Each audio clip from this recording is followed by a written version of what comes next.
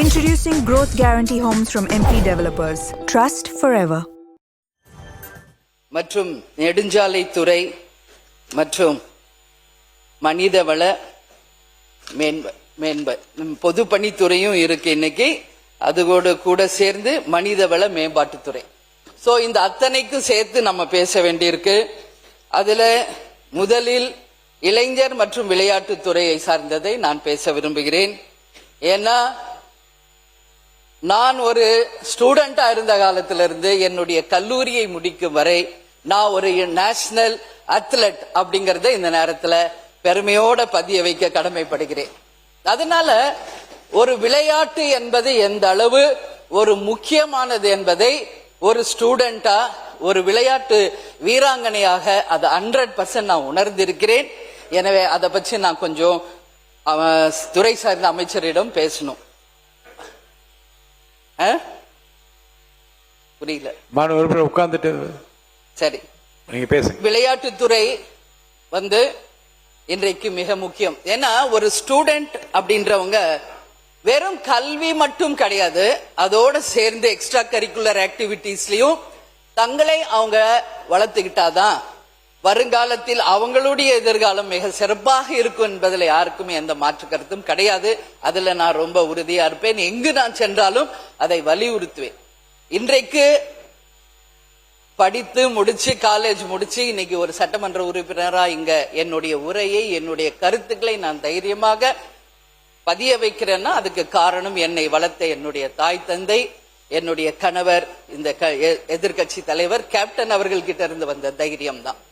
அந்த வகையில் விளையாட்டுத்துறை என்பது ஒரு மாணவருக்கும் மிக மிக முக்கியமானது. அது நம்மளுடைய சட்டமன்ற உறுப்பினரும் அமைச்சருக்கும் அது தெரியும். இந்த வகையிலே இன்றைக்கு இளைஞர்களின் எதிர்காலம் தான் இனி வருங்காலம் என்பதில் யாருக்கும் மாற்று கருத்து இல்லை.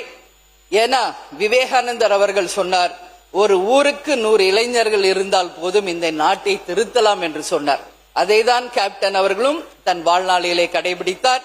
அந்த வகையில் இன்றைக்கு இளைஞர் நலன் சார்ந்த அமைச்சர் அவர்கள் ஒட்டுமொத்த இளைஞர்களையும் கஞ்சா போதை அந்த கலாச்சாரத்திலிருந்து மீட்டெடுத்து அவர்களை இந்த நாட்டுக்கு உரிய ஒரு குட் சிட்டிசனா உருவாக்க வேண்டிய மிகப்பெரிய கடமை இன்றைக்கு இருக்கு. அதற்கு விளையாட்டு மிக முக்கியமான ஒரு விஷயம்.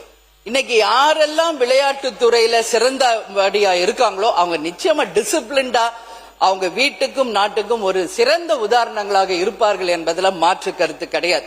ஏன்னா அந்த டிசிப்ளின் அந்த பிளே கிரவுண்ட்ல இருந்தே ஆரம்பிச்சிடும். அதனால விளையாட்டுத்துறை என்பது ஒரு மாணவருக்கும் மிக மிக முக்கியமான ஒரு விஷயம். அதே போல விவேகானந்தர் அவர்களையும் நம்மளுடைய ஐயா APJ அப்துல் கலாம் அவர்களுமே இளைஞர்களை பற்றி தான் சொன்னார். கனவு காணுங்கள், அந்த கனவு ஒரு நாள் மெய்ப்படும் அப்படிங்கறத தெளிவாக அவர் இளைஞர்களுக்காக அவர் சொன்னதையும் இந்த நேரத்தில் நான் நினைவு கூற விரும்புகிறேன். இப்போ இந்த தொகுதியை பற்றி நான் சொல்லணும்னா என்னுடைய கொளஞ்சியப்பர் அரசு கல்லூரி விளையாட்டு மைதானத்தை நவீனப்படுத்த வேண்டும். அது மட்டும் இல்லை, மங்களம்பேட்டை, விருதாச்சலம் கிராமப்புறங்களில் இருக்கின்ற அனைத்து விளையாட்டு மைதானங்களையும் மிக சிறப்பாக நீங்க அதை டெவலப் பண்ணி கொடுக்கிறப்போ ஸ்கூல் படிக்கிற பிள்ளைகளோட அந்த விளையாட்டும் அவர்களுக்கு மேம்படும். அதன் மூலம் அவர்களுடைய எதிர்காலம் சிறந்த முறையில் இருக்கும். அடுத்தது நெடுஞ்சாலைத்துறை. விருதாச்சலம் தொகுதியில தொட்டிக்குப்பம், சின்னப்பொரூர் இணைப்பு சாலைகள், தார் சாலை மற்றும் ஓடையில் சிறுபாலம் அமைத்து அரசு கட்டித்தர முன்வர வேண்டும். அதே போல கருவேப்பிலங்குறிச்சி தார் சாலை மற்றும் விருதாச்சலம் பகுதியில் இருக்கின்ற உளுந்தூர்பேட்டை சாலை, விருதாச்சலம் டு கடலூர் சாலை என்ற அனைத்தும் இருவழி சாலைகளாக மாற்றும் போது அனைவருக்கும் பயனளிக்கும். விருதாச்சலம் தொகுதி ஆலங்குடி மற்றும் பாலக்கொல்லை தார் சாலை முழுமையாக நீங்கள் சீர்படுத்தி தர வேண்டும் என்பதையும் இந்த நேரத்தில் சொல்றேன். அது மட்டும் இல்லாம விருதாச்சலத்துல வயலூர் மேம்பாலத்துல விபத்துகள் அடிக்கடி ஏற்படுவதால் அந்த இடத்துல நீங்க ஒரு சிறந்த சாலை அமைப்பை உருவாக்கணும். பாலங்கரை மெயின் ரோட்ல புக்குரைப்பேட்டை மின் விளக்குகள் அங்க சுத்தமா கிடையாது, இருட்டா இருக்கும். அந்த பகுதியில் மின் விளக்குகளை அமைத்து கொடுத்து மக்களுக்கும் அங்க ஆக்சிடென்ட்ஸ் ஆகாம இருக்க தடுக்கிறதுக்கு நீங்க வழிவகை செய்யணும்.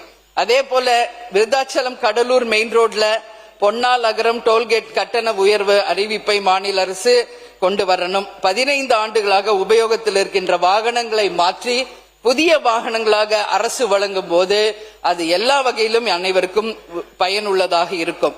விருதாச்சலம் தொகுதியில வேப்பலங்குறிச்சி, ஆலைத்துறைப்பட்டு, தீவளூர், சாத்துக்குடல் சாலையை சீரமைத்து தர வேண்டும் என்பதையும் என்னுடைய கோரிக்கையாக வைக்கிறேன். விருதாச்சலத்துல இன்னைக்கு மங்களம்பேட்டை வழியாக பரூர் தார் சாலை முழுவதும் இருவழி தார் சாலையாக அமைத்து தரணும் சொல்லி நான் கேட்டுக்கிறேன். அதே மாதிரி புதுக்கூரைப்பேட்டை மேம்பாலத்துல மின் விளக்குகள் இதுவரைக்கும் அமைக்கப்படவில்லை. மேம்பாலம் அமைச்சிட்டாங்க எவ்வளோ ரூபாய் செலவு பண்ணி, ஆனா ஒரு லைட் கூட அங்க கிடையாது. எனவே நான் அரசின் கவனத்திற்கு அதை கொண்டு வந்து மின் விளக்குகளை உடனடியாக அமைத்து தரணும் என்று என்னுடைய கோரிக்கையை வைக்கிறேன். அதே மாதிரி இன்னைக்கு நெடுஞ்சாலையில துறையில நம்ம பார்த்தோம்னா எல்லா பிரிட்ஜஸும் கட்டி இருக்கான் எவ்வளவு செலவு பண்ணி, ஆனா எந்த மெயின்டெனன்ஸும் இல்லாம அங்க வேர் விட்டு செடிகள் முளைக்க ஆரம்பிச்சிருக்கிறது என்பதை எல்லாருமே பார்த்திருப்பீங்க. ஒவ்வொரு வாட்டியும் நம்ம நெடுஞ்சாலையில நம்ம டிராவல் பண்ணும்போது அந்த பிரிட்ஜஸ் நீங்க பாருங்க, பல கோடி செலவு செய்த அந்த பிரிட்ஜஸ், ஆனா இன்னைக்கு மெயின்டெனன்ஸ் இல்லாம அதுல வேர் விட்டு இன்னைக்கு ஒரு மரம் மாதிரி வளர்ந்து கொண்டிருக்கு. அது பாலத்துக்கே ஒரு ஆபத்தாக முடியும். எனவே அதை கவர்மெண்ட் ஒரு கருத்தில் கொண்டு அதை மெயின்டைன் பண்ணணும்னு சொல்லி நான் கேட்டுக்கிறேன்.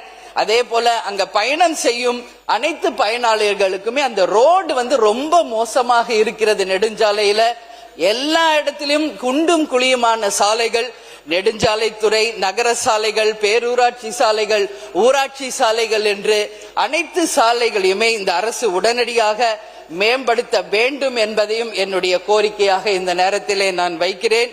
அதே மாதிரி இன்னைக்கு கட்டிடங்கள் அப்படின்னு சொன்னா, நாம் இங்க பேசிக்கிட்டு இருக்கிற இந்த கட்டிடமே ஆங்கிலேயர் காலத்துல கட்டின கட்டிடம். இட்ஸ் ஹெரிட்டேஜ் பில்டிங் அப்படின்றத நாம பெருமையோட பதிய வைக்கணும். அது போல தமிழ்நாடு முழுக்க இன்னைக்கு எத்தனையோ ஹெரிட்டேஜ் பில்டிங்ஸ் இருக்கு.